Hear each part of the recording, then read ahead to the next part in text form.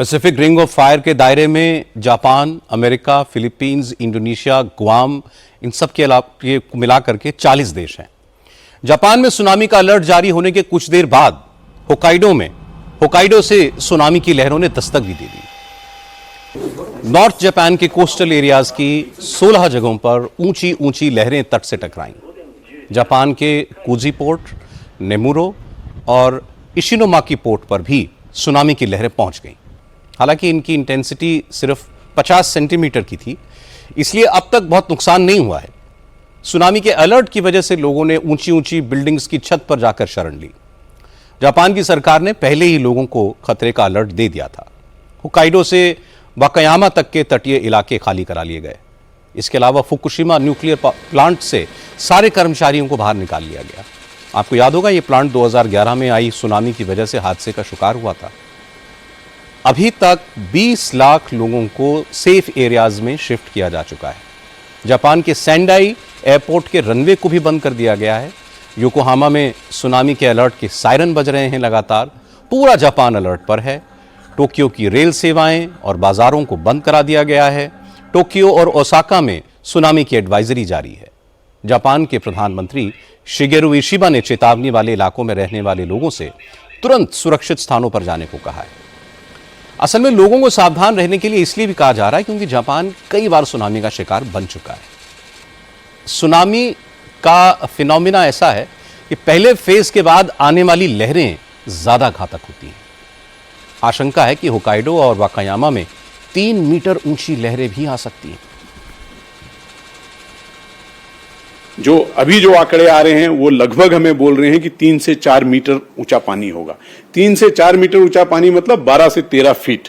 मतलब यदि आप एक मकान देखें तो जो उसका ग्राउंड स्टोरी जो होगी वो पूरा जल से ध्वस्त हो जाएगा और उसके फलस्वरूप जो और इंपैक्ट होगा वो अलग बात है। लेकिन उतनी 12 फीट ऊंचाई का पानी जो कोस्टल एरियाज में जो मकान है उन पे आएगा और जब पानी आता है तो उसका प्रभाव बहुत ज्यादा होता है। वो बहुत ही फोर्स से आता है और उसका इंपैक्ट बहुत ज्यादा रहता है। तो इसलिए एक आशंका है कि यदि इस तरह का गतिविधि हुई तो उसके नाते जान माल की हानि तो होगी ही, लेकिन हम ये मान रहे हैं कि जो भी ये विकसित देश हैं हमारे, चाहे अमेरिका है चाहे जापान है, ये अपने जो नागरिकों को एडवांस में सूचना दे रहा है और चीजें व्यवस्थित तरीके से होंगी।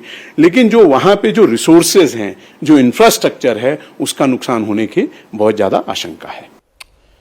सोचिए यहां से अमेरिका कितना दूर है, लेकिन अमेरिका के हवाई में भी सुनामी पहुंच चुकी है। हवाई में 5 फीट ऊंची लहरें तटों से टकराईं। हवाई एयरपोर्ट बंद है। डिज्नी रिजॉर्ट समेत हवाई के कई होटल्स को खाली करा लिया गया है। टूरिस्ट को सुरक्षित स्थानों पर शिफ्ट किया गया है। सारे पोर्ट्स बंद हैं। यूएस कोस्ट गार्ड ने सारे जहाजों को समंदर में ही रुकने के लिए कहा है। सुनामी का अलर्ट जारी होने के बाद होनोलुलु से लोग सुरक्षित स्थानों की तरफ जाने लगे। असल में सुनामी का सबसे ज्यादा खतरा हवाई द्वीप पर है। आशंका जताई जा रही है कि यहां 10 फीट तक ऊंची लहरें उठ सकती हैं। हवाई के गवर्नर जॉश ग्रीन ने लोगों को सावधान किया है कि वो अपनी जान की परवाह करें और सुरक्षित स्थानों पर चले जाएं। This is about 3 feet, okay? But a wave of पानी की एक लहर लगभग 3 फीट है, ठीक है, लेकिन इसका मतलब ये है कि ये कारों को हिला सकती है, ये फेंसिंग को गिरा सकती है, अगर ये टकराती है तो पेड़ों को उखाड़ सकती है। इसलिए आपको वहां नहीं जाना चाहिए। इसका प्रभाव बहुत तेज होता है, लोग इसमें डूब सकते हैं। इसलिए लोगों को आम लहरों और सुनामी का अंतर समझना होगा। ये बिल्कुल अलग है, भयानक है। फिलहाल जिस तीव्रता से लहरें आगे बढ़ रही हैं, ये और भी ज्यादा खतरनाक हैं। घर टूट जाएंगे। अगर पूरी सुनामी आ गई तो हर जगह मलबा फैल जाएगा। houses will be damaged. America के Alaska, California, Washington, Oregon, San Francisco, Los Angeles harbour, यहां से सुनामी की लहरें टकरा चुकी हैं। हालांकि अभी इन शहरों में किसी नुकसान की खबर नहीं है, लेकिन सुनामी के खतरे को देखते हुए सरकार ने यहां भी अलर्ट जारी किया हुआ है। भूकंप रूस में आया। भूकंप के केंद्र करीब जमीन से 20 किलोमीटर की गहराई में है, इसलिए इसका इफेक्ट सतह पर ज्यादा दिखा।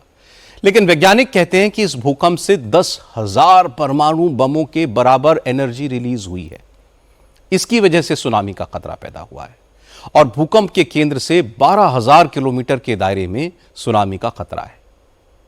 बड़ी बात, यह अमेरिका, रूस और जापान में पहुंच चुकी है, लेकिन दूसरे देशों के कोस्टल एरियाज में अगले 10 घंटों में सुनामी का कहर टूट सकता है।